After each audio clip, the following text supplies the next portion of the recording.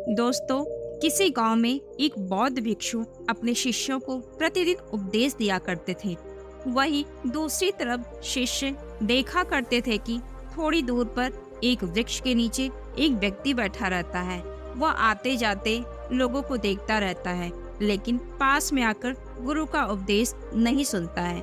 उसका प्रतिदिन का यही काम था।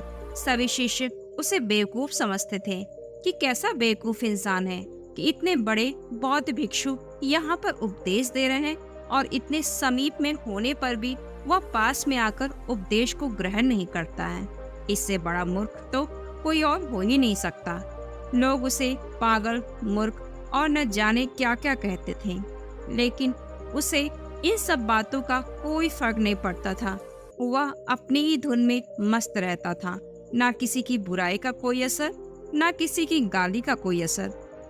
बस उसी वृक्ष के नीचे पड़ा रहता, दिन भर आते जाते लोगों को देखता और जब उसका मन करता तो आसपास के गांव में जाकर भिक्षा मांग कर लाता और उसी को खाकर अपना गुजारा करता। प्रतिदिन का उसका यही काम था। ना तो उसके पास कोई जाता था, ना तो वह किसी के पास आता था।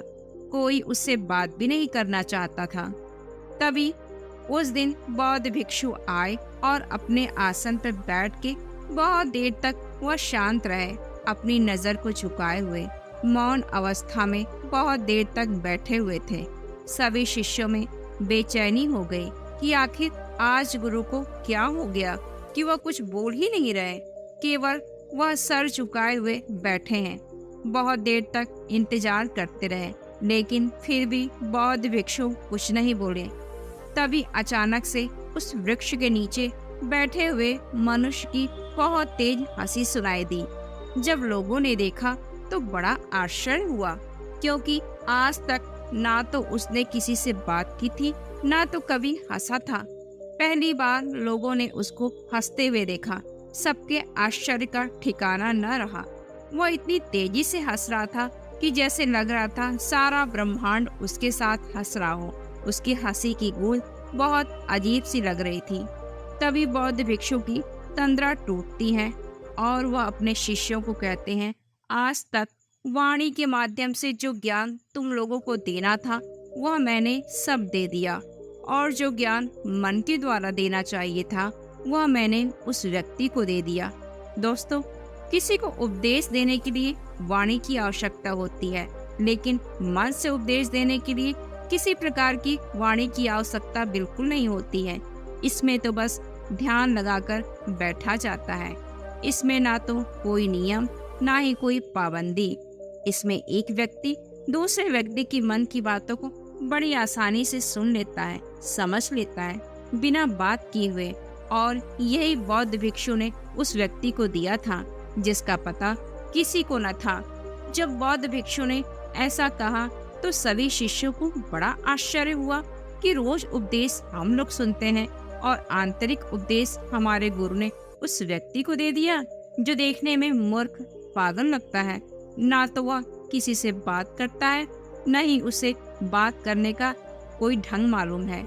गुरु जी की बातें तो मुझे बिल्कुल भी समझ में नहीं आ रही हैं। सभी शिष्यों में कानाफूसी शुरू हो जाती है, लेकिन जब शिष्य उस व्यक्ति की तरफ देखते हैं तो सच में उस अजीब सा परिवर्तन महसूस करते हैं।